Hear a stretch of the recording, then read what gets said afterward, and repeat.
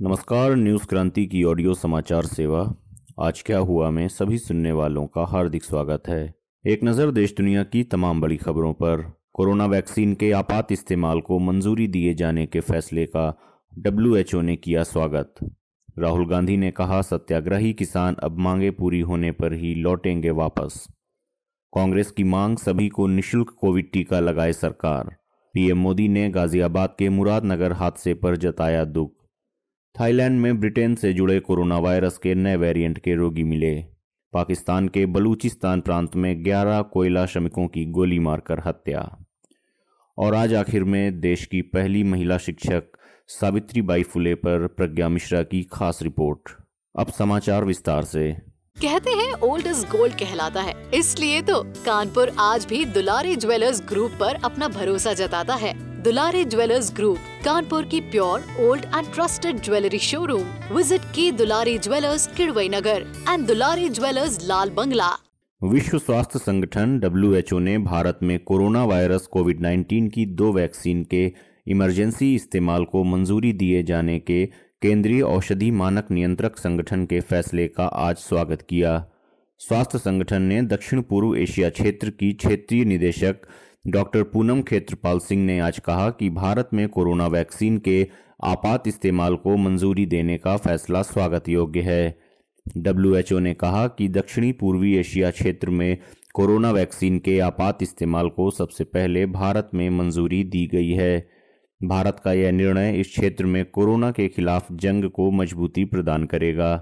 Doctor Khetrapal ने कहा कि प्राथमिकता के आधार पर लक्षित आबादी समूह के टीकाकरण के साथ अन्य जन स्वास्थ्य उपायों को लागू करने तथा सामुदायिक भागीदारी से कोरोना के प्रभाव को कम करने में मदद मिलेगी। कांग्रेस के पूर्व अध्यक्ष राहुल गांधी ने दिल्ली में चल रहे किसान आंदोलन की तुलना गांधी जी के नेतृत्व में हुए चंपारण किसान आंदोलन से करते हुए कहा कि आंदोलनरत किसान भी सत्याग्रही हैं और वे तभी वापस लौटेंगे जब उनकी मांगें पूरी हो जाएंगी। राहुल गांधी ने आंदोलन कर रहे किसानों को भी चंपारण के किसानों की तरह सत्याग्रही आंदोलनकारी बताया और कहा कि आज के किसान भी पक्के सत्याग्रही हैं और मांग पूरी होने तक सत्याग्रह नहीं छोड़ेंगे। राहुल गांधी ने कहा कि देश में एक बार फिर चंपारण जैसी त्रासदी देखी जा रही है। तब अंग्रेज कंपनी बहादुर थी, अब मोदी मित्र कंपनी बहादुर हैं।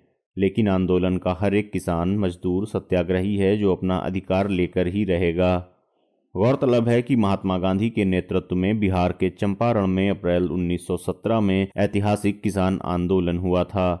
गांधी जी ने दक्षिण अफ्रीका में आजमाए सत्याग्रह और अहिंसा के अपने रास्ते का स्वदेश में पहला प्रयोग चंपारण में किया और अंग्रेज सरकार को अपना फरमान वापस लेना पड़ा था।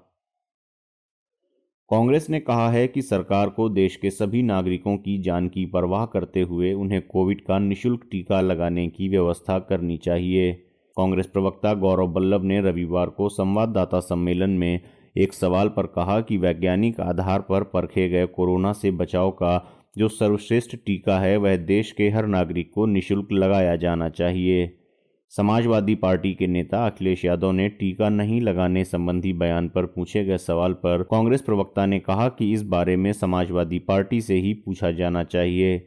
लेकिन कांग्रेस चाहती है कि सभी को इस महामारी से बचाव का मुफ्त में सबसे बेहतर टीका सरकार की तरफ से लगाया जाना चाहिए। प्रधानमंत्री नरेंद्र मोदी ने रविवार को उत्तर प्रदेश के मुरादनगर में हुए दुर्भाग्यपूर्ण हादसे पर दुख व्यक्त करते हुए मृतकों के परिजनों के प्रति संवेदना और घायलों के शीघ्र स्वस्थ होने की कामना की। दिल्ली से सटे गाजियाबाद जिले के मुरादनगर में शमशान घाट परिसर में आज छत गिर गई जिसमें 18 से अधिक लोगों की मृत्यु हो गई जबकि 20 लोग घायल हैं। पीएम मोदी ने इस दर्दनाक हादसे पर दुख जताते हुए कहा कि उत्तर प्रदेश के मुरादनगर में हुए दुर्भाग्यपूर्ण हादसे की खबर से उन्हें अत्यंत दुख पहुंचा है। राज्य सरकार राहत और बचाव कार्य में तत्परता से जुटी है। इस दुर्घटना में जान गंवाने वालों के परिजनों के प्रति संवेदना प्रकट करता हूं, साथ ही घायलों के शीघ्र स्वस्थ होने की कामना करता हूं। थाईलैंड में ब्रिटेन से उत्पन्न हुए कोरोना वायरस के नए वेरिएंट के 4 मरीजों के पहले मामले की पहचान की गई है। थाई PBS ने योंग पुबोर वान स्थित चुलांगोंगकोर्न यूनिवर्सिटी के क्लिनिकल वायरोलॉजी के सेंटर ऑफ एक्सीलेंस के प्रमुख के हवाले से रविवार को यह जानकारी दी। न्यूज़ आउटलेट के मुताबिक नया स्ट्रेन 4 ब्रिटिश नागरिकों के एक ही परिवार में पाया गया है। इस परिवार के सदस्यों को एक निजी अस्पताल में क्वारंटीन किया गया है। गौरतलब है कि दिसंबर में ब्रिटेन ने कोरोना वायरस के नए स्वरूप की पहचान की थी, जो अन्य वायरस से 70% अधिक संक्रामक है। पाकिस्तान के बलूचिस्तान क्षेत्र में माच इलाके में रविवार को सशस्त्र आतंकवादियों ने शिया हाजरा समुदाय के कम से कम 11 कोयला खनिकों की गोली मारकर हत्या कर दी। स्थानीय पुलिस के मुताबिक जब कोयला खनिक अपने काम पर जा रहे थे, तभी आतंकवादियों ने उनका अपहरण कर लिया और उन्हें पास के पहाड़ों में ले गए तथा सभी को नज़दीक से गोली मार दी। इनमें से 6 खनिकों की मौत घटनास्थल पर ही हो गई, जबकि 5 अन्य ने अस्पताल के रास्ते में दम तोड़ा। समाचार पत्र डॉन ने अधिकारियों के हवाले से बताया कि प्रारंभिक जांच से खुलासा हुआ है कि हमलावरों ने पहले शिया हाजरा समुदाय के खनिकों की पहचान की तथा बाद में सभी को अपने साथ लेते गए, जबकि अन्य खनिकों को बिना कोई नुकसान पहुंचाए छोड़ दिया गया। पाकिस्तान के प्रधानमंत्री इमरान खान ने इन नृशंस हत्याओं की कड़ी निंदा की है। उन्होंने कहा कि बलूचिस्तान में 11 निर्दोष कोयला खनिकों की निंदनीय हत्या आतंकवाद का एक कायराना और अमानवीय कृत्य है। प्रधानमंत्री ने फ्रंटियर कोर को इन हत्यारों को पकड़ने और उन्हें न्याय के दायरे में लाने के लिए सभी संसाधनों का उपयोग करने के लिए कहा है। इमरान खान का कहना है कि पीड़ितों की मदद के लिए सरकार हर संभव प्रयास करेगी। इस हमले में अब तक किसी भी समूह ने जिम्मेदारी नहीं ली है। और अब देश की पहली महिला शिक्षक सावित्रीबाई फुले पर प्रज्ञा मिश्रा के साथ खास कार्यक्रम। कहते हैं ओल्ड इज गोल्ड कहलाता है, इसलिए तो कानपुर आज भी दुलारे ज्वेलर्स ग्रुप पर अपना भरोसा जताता है। दुलारे ज्वेलर्स ग्रुप, कानपुर की pure old and trusted jewellery showroom. Visit की दुलारे jewellers Kidwai Nagar and Dulare jewellers Lal बंगला। विद्या हमारी भी न तब तक काम में कुछ आएगी, विद्या हमारी भी न तब तक काम में कुछ आएगी, अर्धांगिनियों को भी सुशिक्षा दी न जब तक जाएगी, अर्धांगिनियों को भी सुशिक्षा दी न जब तक जाएगी। नमस्कार श्रोताओं, स्वागत है आप सबका आज के कार्यक्रम में। आज देश की पहली महिला शिक्षक समाज सेविका सावित्रीबाई ज्योतिराव फुले की 187वीं जयंती है। उनका जन्म 3 जनवरी 1831 को हुआ था। सावित्रीबाई फुले भारत के पहले बालिका विद्यालय की पहली प्रिंसिपल, पहले किसान स्कूल की संस्थापक थीं। सावित्रीबाई फुले की 1840 में महज 9 साल की उम्र में 13 साल के ज्योतिराव फुले से शादी हो गई थी। सावित्रीबाई फुले ने अपने पति ज्योतिराव फुले के साथ मिलकर लड़कियों के लिए 18 स्कूल खोले। अपनी एक कविता में वे कहती हैं, चौका बर्तन से बहुत ज़रूरी है पढ़ाई, चौका बर्तन से बहुत ज़रूरी है पढ़ाई, क्या तुम्हें मेरी बात समझ में आई? ज़रा सोचिए वो ज़माना 1848 का कितना मुश्किल रहा होगा ना, एक स्त्री के लिए ये सब कुछ करना। और महिला शिक्षा, स्त्री शिक्षा, बालिका शिक्षा को प्रमोट करना आज पीस ऑफ केक है, पर उस ज़माने में बिल्कुल नहीं था। भारत में महिलाओं को एक लंबे समय तक 2M दर्जे का नागरिक समझा जाता रहा है। यही कारण है कि उनकी जिंदगी को खाना बनाने और वंश को आगे बढ़ाने तक ही सीमित समझा गया था। आज शायद ही ऐसा कोई पोंगापंथी सिरफिरा व्यक्ति मिल जाए जो स्त्री शिक्षा का विरोध करता हो, क्योंकि यह बात भली भांति स्पष्ट हो गई है कि समाज का रथ पुरुष और स्त्री दोनों पहियों पर गतिमान रहता है।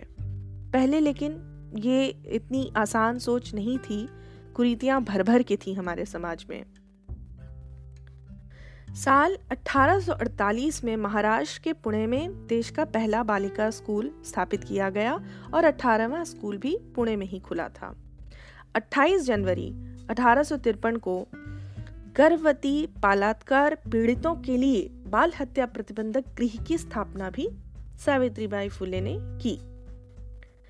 पुरानी सोच वाले समाज में एक 17 वर्ष की स्त्री का इतनी बड़ी सोच रखना ये एक साधारण बात नहीं थी।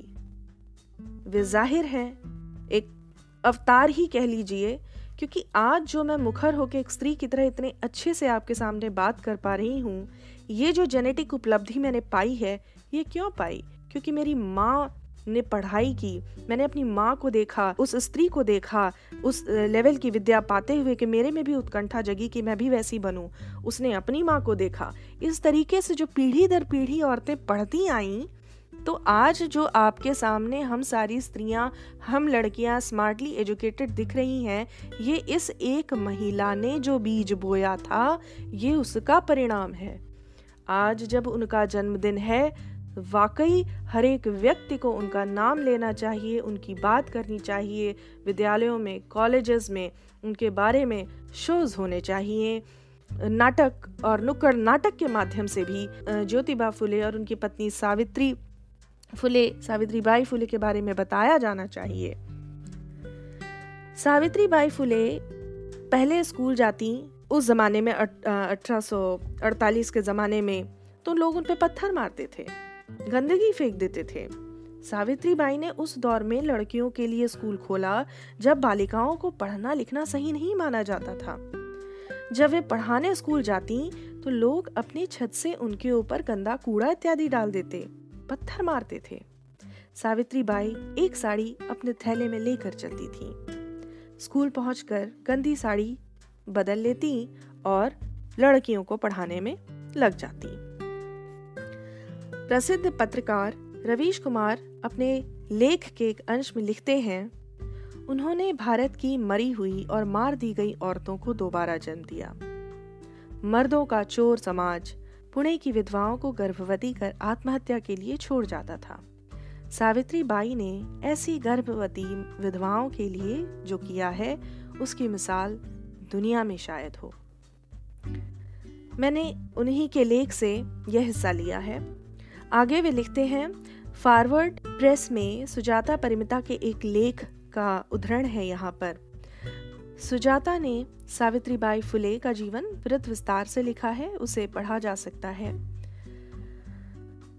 फुले दंपत्ति ने 28 जनवरी 1853 में अपने पड़ोसी मित्र और आंदोलन के साथी उस्मान शेख के घर में बाल हत्या प्रतिबंधक गृह की स्थापना की, जिसकी पूरी जिम्मेदारी सावित्रीबाई ने संभाली। वहां सभी बेसहारा गर्भवती स्त्रियों को बगैर किसी सवाल के शामिल कर उनकी देखभाल की जाती, उनकी प्रसूति कर बच्चों की परवरिश की जाती, जिसके लिए वहीं पालना घर भी बनाया गया।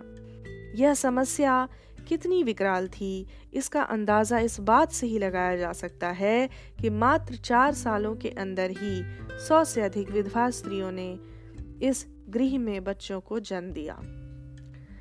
शादी के समय तक सावित्रीबाई पढ़ी लिखी भी नहीं थी। उनके पति ने उन्हें घर पर पढ़ाया। उन्होंने 2 साल टीचर प्रशिक्षण कार्यक्रम में हिस्सा लिया।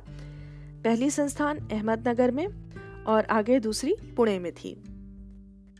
वर्ष 2018 में कन्नड़ में सावित्रीबाई फुले के जीवन पर फिल्म बनाई गई थी। इसके अलावा 1998 में इंडिया पोस्ट ने उनके सम्मान में डाक टिकट जारी किया था। वर्ष 2015 में उनके सम्मान में पुणे विश्वविद्यालय का नाम बदलकर सावित्रीबाई फुले पुणे विश्वविद्यालय कर दिया गया था। मित्रों, एक समाज में जहां उच्च वर्ग का वर्चस्व है और दलित साहित्य को अलग से लिखा जाता है, वहां हो सकता है सब सावित्रीबाई फुले का नाम न लें और सावित्रीबाई को महात्मा गांधी, नेहरू जी के कैटेगरी में रख करके ना पढ़ाया जाता हो। पर इसका मतलब ये नहीं कि हम अंधे कुएं में जाकर के बैठ जाएं और उनके बारे में जाने ही ना। ऋणी हैं हम, जैसे हम अपने माता पिता के ऋणी होते हैं ना, वैसे हम इस स्त्री के ऋणी हैं, स्त्रियां तो खासकर।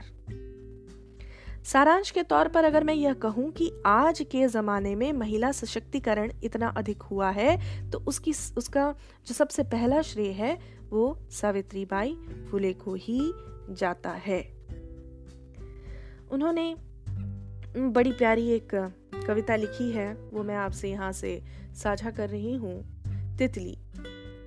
तितली आकाश में उड़ रही है अपने सुंदर पंख लिए, तितलियां रंग बिरंगी मन भावन। तितली की मन भावन अदा को देख एक कली अपने पास बुलाने की भूल कर बैठी। उड़कर पहुंची तितलियां फूलों के पास इकट्ठा कर शहद पी डाला। मुरझा गई कलियां, मुरझा गई कलियां। संस्कृत में उदाहरण है, यत्र नारीयस्तु पूजयन्ते रमन्ते तत्र देवता। बहुत अच्छा है, बहुत सुंदर है, पर वास्तविकता ये है कि बस पूजा नहीं करनी है, उसे व्यक्ति का दर्जा देना है, उसे आधारभूत शिक्षा और समानता का दर्जा देना है कि स्त्रियां बच्चे के सबसे निकट रहती हैं। आप अगर समाज की नींव को सुदृढ़ करना चाहते हैं तो आज भी एक एक स्त्री और एक एक पुरुष को उसी सोच के साथ चलना होगा जिस सोच के साथ 1848 में सावित्रीबाई फुले चली थी। स्त्री शिक्षा, एक समान दर्जा, स्त्री को व्यक्ति का दर्जा। आज के शो में बस इतना ही। सभी श्रोताओं को सादर नमस्कार। आज क्या हुआ में ये थी देश दुनिया की तमाम बड़ी खबरें। अन्य खबरों व विस्तृत समाचार के लिए आप newskranti.com पर लॉगिन कर सकते हैं। न्यूज क्रांति से आप अलग अलग social media platform Facebook, Twitter, YouTube और इंस्टाग्राम पर भी जुड़ सकते हैं। न्यूज क्रांति से जुड़े रहने के लिए धन्यवाद। शुभ रात्रि।